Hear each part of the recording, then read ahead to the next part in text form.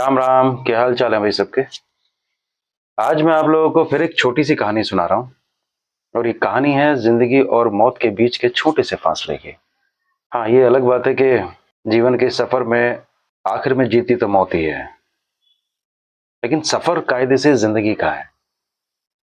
तो जिस दिन ये घटना घटी उस दिन जिंदगी और मौत के बीच में आपस में आप ये मान के चलिए कि कंपटीशन था कि कौन जीतेगा। और बड़ी जाहिर सी बात है कि उस दिन जिंदगी ही जीती होगी। तभी तो मैं आप सब लोगों के सामने बैठा हूँ और ये कहानियां सुना रहा हूँ। तो हुआ यूं कि ये बात है 2003 की, और मैं रहता था मुंबई। उस दिन मैं अपने कजिन से मिलने के लिए माहिम गया हुआ था, और लौटते वक्त मैंने माहिम से पकड़ी लोकल ट्रेन अंधेरी के लिए। अंधेरी स्टेशन पर उतरा, वहां से बाहर आया, और बाहर आने के बाद मुझे लेना था रिक्शा। लेकिन उन दिनों में क्या था, रिक्शा के अंदर म्यूजिक सिस्टम लगा करते थे। तकरीबन तकरीबन सभी में होता था, मतलब 95% तो म्यूजिक लगा ही होता था। पीछे जो है पूरा लकड़ी के उसमें ना वो पूरा वो बना के साउंड सिस्टम से बना के उनमें स्पीकर लगाए जाए लगे होते थे, और बहुत ही अच्छी उनकी कमाल साउंड आती थी। ये मुंबई में एक तरह का फैशन था ये, लेकिन लगता वो बड़ा कमाल था। तो मेरे सामने जो रिक्शा है उसमें वो सिस्टम नहीं लगा हुआ था, तो मुझे लगा कि नहीं यार, मैं जाऊंगा तो उसी में जिसमें, क्योंकि जिसमें म्यूजिक लगा होगा। घर तक का सफर जो है वो थोड़ा सा और उस सफर में मजा आ जाता है कि जब आप बढ़िया ना बढ़िया धमचिक धमचिक धमचिक गाने सुनते हुए जाते हैं, और खास करके उस एज में। तो मेरे ख्याल है मैंने 8-10 मिनट वेट किया, और फाइनली मैं बैठा उसी रिक्शा में जिसमें कि म्यूजिक सिस्टम लगा हुआ था। मैं रिक्शा में बैठा और एक रिक्शा वहां से चला। मैं साथ में ना एक बैग भी कैरी कर रहा था, जिसको मैंने कंधे पे लटकाया हुआ था, और अच्छा खासा इतना चौड़ा और फ्लैप वाला बैग था, जिसके अंदर मेरे कुछ पेपर्स रखे थे, और उसमें 4,000 रुपए भी रखे थे, जो मैं अपने कजिन से लेकर आया था। तो रिक्शा जब वहां से चला, तो मेरा ख्याल है, जहां तक मुझे एग्जैक्टली तो याद नहीं है, लेकिन शायद उस दौर में वो तेरे नाम का शायद वो दौर था कि वो, I am not sure, but वो तेरे नाम के ही उस समय गाने बड़े फेमस थे, जहां तक मुझे याद आ रहा है। वो मस्त बढ़िया वाले उसमें गाने चल रहे हैं। अब जब रिक्शा चला वहां से, तो पता नहीं मुझे अचानक से क्या हुआ। जैसे लोग कहते हैं ना कि नियति जो है कुछ चीजें पहले ही डिसाइड निर्धारित कर देती है, क्योंकि सारा खेल ब्रह्मांड में जो भी खेल है वो उस कुदरत का ही रचा हुआ है। तो वो सारा खेला जो है ना, वो उस हिसाब से चल रहा होता है, जो इंसान को समझ में नहीं आता है। लेकिन बाद में अगर थोड़ा सा इंसान अगर चिंतन और मंथन करे, तो लगता है कि नहीं, हाँ यार, ये तो मतलब वाकई में कुदरत का बड़ा कमाल का खेल था। तो चलते हुए ऑटो में मैंने अपना बैग खोला, और उस समय ये देखने लगा कि यार, वो मेरे 4,000 रुपए वो मतलब प्रॉपर है भी या नहीं है, क्योंकि वो वहां पर मैंने काउंट नहीं किए थे। तो वो मैंने जो है वो बैग से बाहर भी नहीं निकाले। जैसे होता है ना कि जब इंसान बहुत बड़ी रकम हो तो हो, और वो खोल के वो अंदर ही अंदर, जैसे वो पहले जमाने में जो मुनीम गिना करते थे, तो मैं वैसे उन्हें काउंट करने लगा। तो मैंने फ्लैप खोला, और फ्लैप खोल के जब मैं उन पैसों को गिन रहा था, तो गिनते वक्त ना मेरे मन में एक विचार ये भी आ रहा था कि यार, कोई छीन ना ले, कोई देख ना ले। एक होता है ना, 50 तरह के थॉट्स आते हैं, वो कभी सही भी होते हैं और कभी ऐसी हवा में भी होते हैं।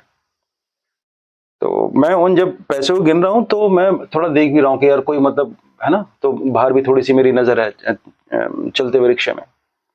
तो मैंने कुछ पैसे गिने, रिक्शा चला। क्योंकि वो मेरे ख्याल है 100 के नोट थे वो।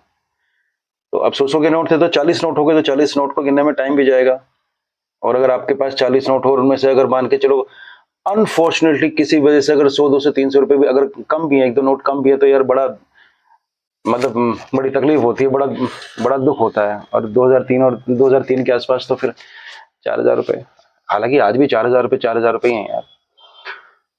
तो गिनते गिनते तो मैं सामने भी देख रहा था, आजू बाजू हर जगह देख रहा था। तो ऑलमोस्ट मैंने पैसे गिन गिन चुका था मैं, और गिन के जैसे फ्लैप ही बंद कर रहा था, तो अचानक से जैसे मेरे सामने नजर गई, और जो सामने वाला जो मंजर था ना, जैसे होता है कि जिंदगी में कुछ घटनाएं बड़े सेकंड्स में घटती हैं, बहुत ही फास्ट घटती हैं, और आपका माइंड भी वैसे ही जो है काम कर रहा होता है। तो मैंने देखा कि रिक्शे के सामने से एक ऐसे ही रिक्शा आया जिसमें 3 पैसेंजर्स बैठे हैं, और अचानक से उसने जो है ना सामने वाले रिक्शे ने राइट टर्न लिया, वो मेरे रिक्शे के सामने आ गया, और वो मतलब ऑलमोस्ट मेरे चलते हुए रिक्शे के इतने सामने था जिसको मैं देख रहा हूं कि मेरे रिक्शे वाले के पास कोई ऑप्शन नहीं था। उसके पास 2 ही ऑप्शन थे कि या तो वो उसके अंदर ठोक दे, या फिर जो है वो राइट अपने रिक्शे जो है अपना हैंडल जो है राइट घुमाए। तीसरा कोई ऑप्शन ही नहीं था, क्योंकि रिक्शा वो इतना नजदीक आ गया था, उसने बड़ा ही अब्रप्टली उसने जो है टर्न लिया था। तो मेरे रिक्शा वाले ने ठोकने से बेहतर ये समझा कि उसने ना हैंडल ऐसे घुमाया, और जब उसने हैंडल, क्योंकि स्पीड बहुत तेज थी, तो जैसे ही हैंडल ये घुमा, अब यार रिक्शे में तो 3 पहिए ही होते हैं ना, तो सीधी सी बात है उसका पूरा बैलेंस बिगड़ा, सामने वाला रिक्शा क्रॉस कर गया और मेरा रिक्शा ये पलटा। तो वो जो मोमेंट्स थे, वो जो सेकंड्स थे, जिन सेकंड्स में रिक्शा जो है पलट रहा है, जैसे हम फिल्म्स के अंदर देखते हैं ना बड़ा स्लो मोशन के अंदर, तो एग्जैक्टली मेरे साथ वही हो रहा है। मेरी बॉडी इतनी मतलब इतनी फास्ट उसमें रिस्पॉन्ड कर रही है कि just like a slow motion, चीजें वैसी हो रही हैं, उसी तेज गति के साथ हो रही हैं। तो रिक्शा जैसे ही, रिक्शे ने मेरे ख्याल है 2 ही सेकंड लिए होंगे ऐसी पलटने से लेके जमीन पे टकराने तक। उन 2 सेकंड्स के अंदर मैंने अपना एक हाथ, जो मीटर वाला जो आगे जो पूरा का पूरा जो लोहे का जो जो बार जो लगा होता है जिसके ऊपर मीटर होता है, एक हाथ रखा उसके ऊपर और एक हाथ रखा पीछे अपनी जो बैठने वाली जो सीट थी, जो पीछे वाला जिसके साथ अपने हम लोग अपनी कमर लगा लेते हैं, एक हाथ रखा उस पे, एक हाथ रखा बार पे, और ये और मैं जो है मैंने अपने दोनों पैर उठा लिए हैं, और रिक्शा ये धप से जमीन पे जाके टकराया। मतलब ये सेकंड्स का, ये 1 या 2 सेकंड्स का ही खेल था। और जैसे ही जमीन पे रिक्शा टकराया, मेरे पैर उठे हुए हैं और रिक्शा गिरा हुआ है, और रिक्शा रगड़ता हुआ जा रहा है, और मैं उस रिक्शे के अंदर हूं। जूते का जो तला होता है बहुत हल्का सा, वो ही रिक्शे के नीचे आया था, ऑलमोस्ट ना के बराबर, लेकिन एक हल्का सा एक झटका सा आया था, जो जूते का जो तला होता है। और अभी रिक्शा ना रगड़ता जा रहा है, क्योंकि रिक्शा स्पीड में था, और जर्र ये रगड़ता हुआ जा रहा है, और मैं उसके अंदर हूं अपने आप को उठाए हुए। और फाइनली रिक्शा जाके रुका। रुकने के बाद कुछ समझ में नहीं आ रहा था, क्योंकि ये जो सारा जो पूरा इंसिडेंट था ये कुछ चंद लम्हों का था। और एक्सीडेंट जितने भी जो इस तरह के जो एक्सीडेंट्स होते हैं उनकी एक्टिविटी बड़ी फटाफट होती है, जक जुम जाम जुम जुम जुम सा, इंसानों को कुछ समझ में नहीं आता है। तो फाइनली रिक्शा रुका, और मैं, क्योंकि रिक्शा गिरा हुआ था, तो रिक्शा गिरने के बाद जो जो रिक्शे की जो डेप्थ होती है, अब वो रिक्शे की ऊंचाई बनी हुई थी। तो मैं रिक्शे के बाहर जब निकला, तो मैंने देखा कि मेरा खाली इतना हिस्सा, मतलब मेरी गर्दन से थोड़ा इतना मेरा हिस्सा जो है रिक्शे के ऊपर था। रिक्शा गिरा हुआ है और मैं चारों तरफ, रिक्शे के चारों तरफ ये देख रहा हूं, क्योंकि मैं तो रिक्शे के अंदर खड़ा हुआ हूं, गिरे हुए रिक्शे के अंदर, और बैग अभी भी मेरे इस पर लटका हुआ है। तो मैंने देखा कि तब तक जो है ना लोग सब बहुत इकट्ठा हो गए हैं आसपास, मतलब पूरी पब्लिक इकट्ठा हो गई है। और अब मैं रिक्शे से बाहर निकलूं कैसे? सीधी सी बात है, क्योंकि मैं तो गहराई में हूं ना। तो मैंने देखा कि जब लोग खड़े हुए तो लोगों की ऊंचाई मुझसे ज्यादा है। तो जब मैंने लोगों को ऐसे देखा, तो अपना बैग मैंने उतारा, और बैग जो है रिक्शे वाले को अपना सॉरी लोगों को दिया। उनमें से याद है मुझे 1-2 लोगों ने जो है मेरा बैग पकड़ा था। और उसके बाद मैंने अपने दोनों हाथ रखे रिक्शे के ऊपर, जैसे गड्ढे में से बाहर कैसे निकलते हैं, रिक्शे के ऊपर मैंने अपने दोनों हाथ रखे और उचक के रिक्शे से बाहर।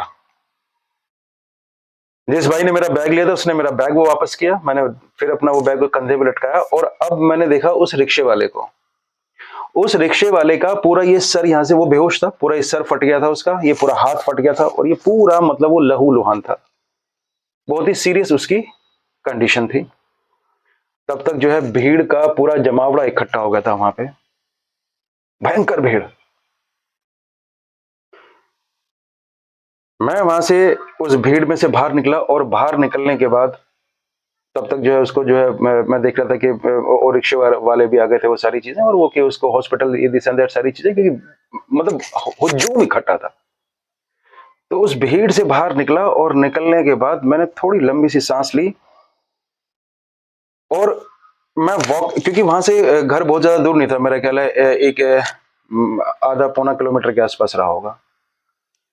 वहां से जब मैं वॉक करते हुए निकला, तो निकलने के बाद जब मेरी बॉडी रिलैक्स हुई थोड़ी सी, और चलते चलते मुझे जब मेरे जहन में ये पूरा वाकया जब ये गूंजा,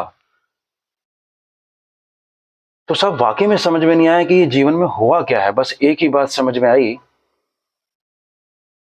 कि आज जिंदगी ने मौत को मात दे दी है, आज जिंदगी जीत गई। वरना गुरु कुछ ही सेकंड्स का फर्क था, अगर मेरा पैर या घुटना, अगर मैं भी उस रिक्शे के नीचे आ जाता जिस समय वो रिक्शा वो रगड़ रहा था, तो ईश्वर ही जाने क्या होता। तो मौत अपना चक्रव्यूह कितना भी क्यों ना रच ले, लेकिन जिंदगी बहुत बलवान है, जिंदगी जिंदगी है। तो उस दिन मैं बचा, और जब भी इस किस्से को कभी याद करता हूं तो मैं अंदर तक बड़ी सिरन महसूस करता हूं, और साथ में उस ईश्वर का शुक्रिया भी अदा करता हूं जिसने उस दिन मेरी जान बख्शी और मैं घर पहुंचा।